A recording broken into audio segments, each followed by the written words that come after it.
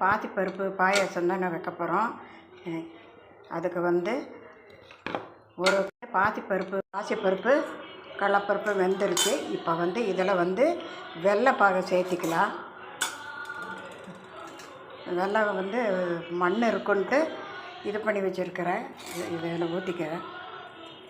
இப்போ இது நல்லா இது ஆயிடுச்சு. இப்போ இதில் என்ன பண்ணலாம்னு தேங்காயும் இதை அரைச்சி வச்சுருக்கிற விழுதை இதில் ஊற்றிக்கலாம். பச்சரிசி இதை வந்து நல்லா சுவையாக இருக்கும். இப்படி போடுறப்போ இதையும் சேர்த்திட்டு கலந்து விட்டுக்கலாம். இப்போ பாயாசம் எல்லாம் கொதித்து சேர்ந்து வந்துருச்சு. இப்போ முந்திரி பருப்பை நெய்யில் வறுத்து வச்சுருக்கிறேன். இதையும் போட்டுக்கலாம். சுவையான பாசிப்பருப்பு பாயாசம் ரெடி ஆயிடுச்சு. பங்குனி உத்தரான்னு இது பண்ணியிருக்கிறேன். நீங்களும் பண்ணி பார்த்து லைக் பண்ணி ஷேர் பண்ணி கமெண்ட் பண்ணுங்கள்.